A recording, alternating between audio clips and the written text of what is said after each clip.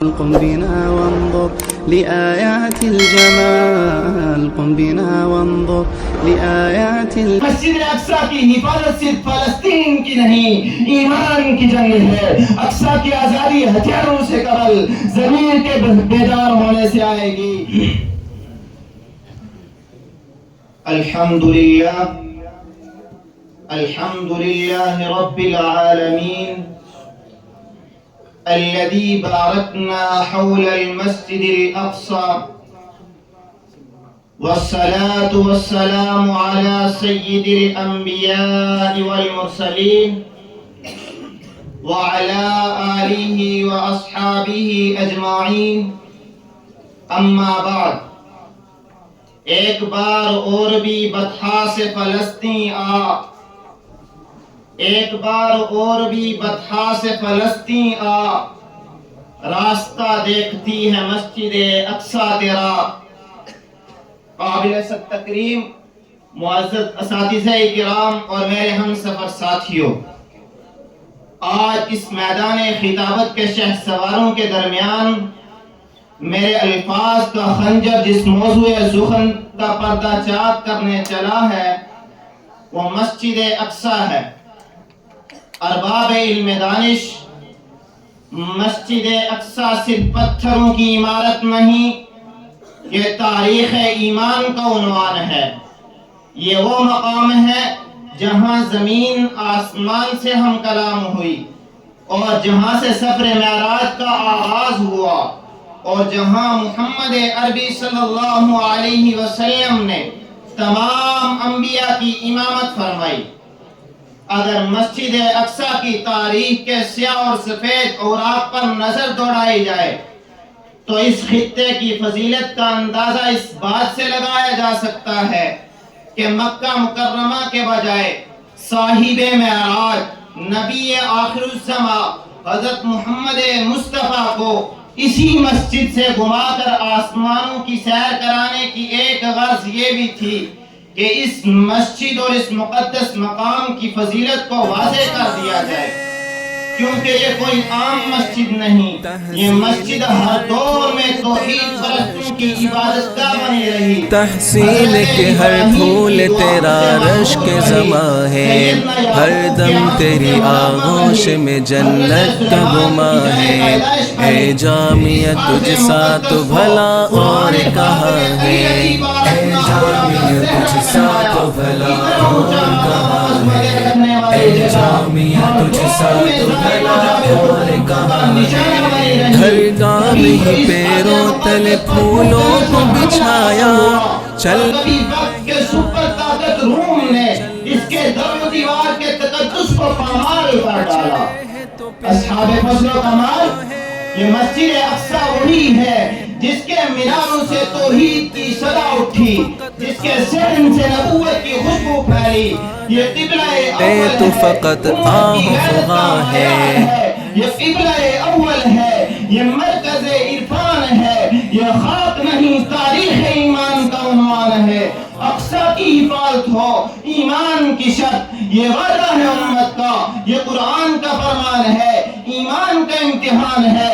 اللہ تعالیٰ قرآن پاک میں فرماتا ہے سبحان الذی اسری بعبدہ لیلا من المسجد الحرام الی المسجد الاقصی الذی قیامت سے ڈھائی جذبات جو دل میں ہے کہاں، ہدایت کا مرکز ہے۔ یہی آدم علیہ السلام نے سجدہ کیا، یہی ابراہیم علیہ السلام نے قربانی کی، یہی موسیٰ علیہ السلام نے مناجات کی، یہی عیسیٰ علیہ السلام نے بشارت دی، اور یہی وہ مقام ہے جہاں سے میرے اور آپ کے آقا جناب محمد رسول اللہ صلی اللہ علیہ وسلم نے آسمانوں کی سیر کی، اور آپ صلی اللہ علیہ وسلم نے فرمایا لا تشد الرحال الا الى ثلاثة مساجد، المسجد الحرام ومسجد هذا والمسجد الاقصى۔ اور دوسری جگہ آپ صلی اللہ علیہ وسلم نے فرمایا صلاة فی المسجد الاقصى ب500 صلاة۔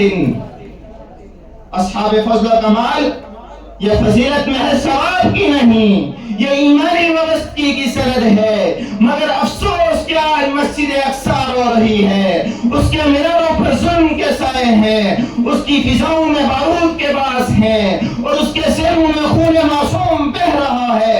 اب ظالم نے اپنا طریقہ بدلا، کل جو ظلم سر عام برسر بیکار کیا جا رہا تھا، آج وہی ظلم اندرونی طاقتیں استعمال کر کے کیا جا رہا ہے۔ آج فلسطین کی دھرتی ظلم و جبر کے سائے میں ہے، بیت المقدس کی فضا میں اذان کی آواز کو دبانے کی کوشش کی جاتی ہے۔ ایک لمحے کے لیے اپنے سینے میں جھانکیے، وہاں کیا نظر آتا ہے؟ سکوت یا کوئی درد جو ہمیں جگانے کی التماس کر رہا ہے۔ آج میں یہاں کسی تاریخی دلائل کی دکان سجانے نہیں آیا، نہ میں فقط الفاظ کے ساتھ آپ کو متاثر کرنا چاہتا ہوں، میں آپ سے وہ درد بانٹنا چاہتا ہوں جو راتوں کو اقصی کی مٹی میں خون کی خوشبو سے جاگتا ہے، وہ درد جو ہمارے ہر ہجوم خاموش میں مرجھا رہا ہے۔ رسول اکرم صلی اللہ علیہ وسلم نے اقصی کا ذکر فرمایا اور فرمایا کہ اقصی کے لیے خاص قربانی و محبت ہے۔ یہ صرف ثواب کا معاملہ نہیں، یہ واحد ہمارا امتحان ہے۔ ایک فلسطینی ماں نے اپنے بچے سے پوچھا، بیٹا کیا ہم بھی کبھی سکون سے سوتے ہیں؟ بچہ مسکرا کر بولا، جب تم دعا کرو گی۔ یہ جواب کتنا سادہ مگر کتنا کربناک ہے۔ کیا ہماری دعائیں اتنی کمزور ہو گئی کہ مظلوم کی مسکان ہماری ذمہ داری محسوس نہ کر سکے؟ لیکن یاد رکھیے، حق دب سکتا ہے، مٹ نہیں سکتا۔ یہ سرزمین جس نے انبیاء کے قدم چومے کبھی بھی ظالم کے قبضے میں ہمیشہ نہیں رہے گی۔ قرآن کا وعدہ ہے، وَلَقَدْ كَتَبْنَا فِي الزَّبُورِ مِن بَعْدِ الذِّكْرِ أَنَّ الْأَرْضَ يَرِثُهَا عِبَادِيَ الصَّالِحُونَ، کہ ہم نے زبور میں لکھ دیا کہ زمین کے وارث میرے نیک بندے ہوں گے۔ پھر اے امت محمدیہ کے غیور شخص، آج تیرے نبی کا قبلہ اول تیری غیرت مانگ رہا ہے، تیرے ایمان کی سچائی کا مطالبہ کر رہا ہے۔ مسجد اقصی چیخ چیخ کر پکار رہی ہے، ارے کوئی مسیحا ادھر بھی آئے، کوئی تو چارہ گری پہ اترے۔ ارے کوئی مسیحا ادھر بھی آئے، کوئی تو چارہ گری پہ اترے۔ افق کا چہرہ لہو میں تر ہے، زمین جنازہ بنی ہوئی ہے۔ اصحاب فضل و کمال، یہ فضیلت محض ثواب کی نہیں، یہ ایمانی وابستگی کی سند ہے، مگر افسوس کہ آج مسجد اقصی رو رہی ہے، اس کے میناروں پر ظلم کا سایہ ہے، اس کی فضاؤں میں بارود کی باس ہے، اور اس کے ذہن میں خون معصوم بہہ رہا ہے۔ اب ظالم نے اپنا طریقہ بدلا، کل جو ظلم سر عام برسر بیکار کیا جا رہا تھا، آج وہی ظلم اندرونی طاقتیں استعمال کر کے کیا جا رہا ہے۔ اصحاب فضل و کمال، بس جو اقصی سے محبت نہیں رکھتا وہ دراصل اپنے نبی کی میراث سے غافل ہے۔ مسجد اقصی کی بات کرنے سے ہر فرد کانپتا ہے، فلسطین کا نام سنتے ہی کانوں میں انگلیاں ڈالتے ہوئے دکھائی دیتے ہیں۔ کیوں؟ محض اس وجہ سے کہ تمہیں سلاخوں کے پیچھے دھکیل دیا جائے گا، تمہیں نظر بند کر دیا جائے گا۔ ارے جاؤ اس فلسطین کی مٹی سے پوچھو، کتنے ہی معصوم اور نومولود بچوں کے خون کا بوجھ لیے ہوئے ہیں، اور کتنی ماؤں کے لال بڑی جوانی میں ظالم کے ظلم کا نوالا بن گئے، اور کتنے ہی بزرگ اپنے بچوں کی خوشیاں دیکھنے کے بجائے ان کے جنازے دیکھ کر چل بسے۔ قرآن فرماتا ہے، وَمَا لَكُمْ لَا تُقَاتِلُونَ فِي سَبِيلِ اللَّهِ وَالْمُسْتَضْعَفِينَ، یعنی تمہیں کیا ہو گیا کہ تم اللہ کی راہ میں نہیں نکلتے؟ یہ آیت ایک للکار ہے، یہ امت کی غیرت کو پکار ہے، یہ اعلان ہے کہ مسجد اقصی کی حفاظت صرف فلسطین کی نہیں، ایمان کی جنگ ہے۔ اقصی کی آزادی ہتھیاروں سے قبل ضمیر کے بیدار ہونے سے آئے گی، جب مسلمان اپنی صفوں میں اتحاد پیدا کریں گے، جب ان کے دل اللہ سے جڑیں گے، جب وہ اپنے نبی کے مشن سے وفاداری دکھائیں گے، تب مسجد اقصی کے مینار پر اذان بلالی گونجے گی۔ سامعین محترم، یہ فضیلت محض ثواب کی نہیں، یہ ایمانی وابستگی کی سند ہے۔ اگر ہماری نسلیں آئندہ ہمیں پوچھیں گی کہ تم مسجد اقصی کی خاطر کب کب کھڑے ہوئے، تو ہم کیا جواب دیں گے؟